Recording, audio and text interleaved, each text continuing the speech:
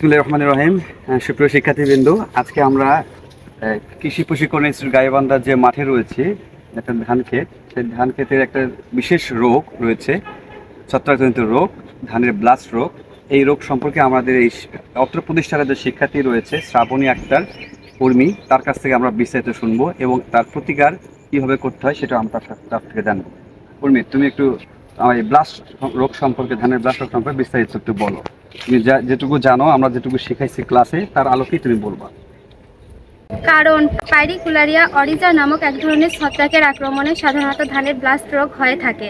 এই রোগের লক্ষণ: আক্রমণের ধরন অনুযায়ী ব্লাস্ট রোগ সাধারণত 3 প্রকার, অর্থাৎ 3টি জায়গার এর লক্ষণ প্রকাশ পায়: পাতা ব্লাস্ট, গিট ব্লাস্ট এবং শীষ বা নেক ব্লাস্ট। পাতা ব্লাস্টে পাতার উপরে ছোট ছোট কালচে বা বাদামি রঙের দাগ দেখা যায়। এই দাগগুলো আস্তে আস্তে বড় হয়ে এর মাঝখানটা ধূসর বা সাদা হয়ে যায় এবং কিনারা বাদামি হয়ে যায়, যা দেখতে অনেকটা চোখের মতো দেখায়, অর্থাৎ স্পিন্ডল শেপের হয়।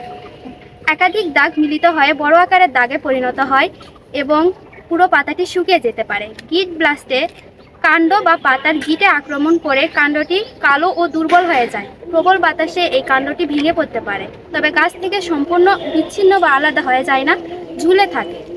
শীষ ব্লাস্ট বা নিক ব্লাস্ট অর্থাৎ গলা পচা, এটি শীষ বের হওয়ার আগে বা শীষ বের হওয়ার সময় আক্রমণ করে। আক্রান্ত জায়গা কালো ও চিকন হয়ে যায়, ফলে গাছের খাদ্য বা পুষ্টি উপাদান শীষে পৌঁছাতে পারে না।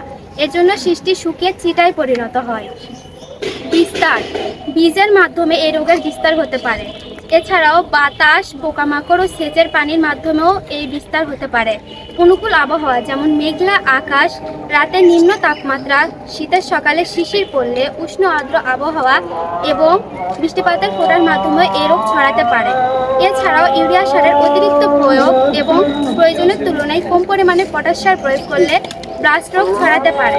এই রোগের প্রতিকার ও দমন ব্যবস্থাপনা: এই রোগের প্রাথমিক অবস্থায় কিছু প্রতিকারমূলক ব্যবস্থা গ্রহণ করতে হবে, যেমন বীজ রোগমুক্ত জমি থেকে বীজ সংগ্রহ করতে হবে। বীজ ব্যবহারের আগে শোধন করে নিতে হবে। বীজ শোধনের নিয়ম হচ্ছে প্রতি কেজি বীজের জন্য 1 লিটার পানিতে 2 থেকে 3 গ্রাম ছত্রাকনাশক মেশাতে হবে, যেমন কার্বক্সিন বা থিরাম গ্রুপের প্রোভেক্স 200 WP। প্রতিরোধী জাত ব্যবহার করতে হবে। এছাড়াও পানি ব্যবস্থাপনা, যেমন জমি সবসময় স্যাঁতসেঁতে ও ভেজা রাখতে হবে, কারণ দীর্ঘদিন জমি শুকনো অবস্থায় থাকলে এই রোগের প্রকোপ দেখা দিতে পারে। সার ব্যবস্থাপনা, যেমন ইউরিয়া সারের অতিরিক্ত ব্যবহার থেকে বিরত থাকতে হবে এবং সুষম পরিমাণে পটাশ ও ফসফরাস সার ব্যবহার করতে হবে।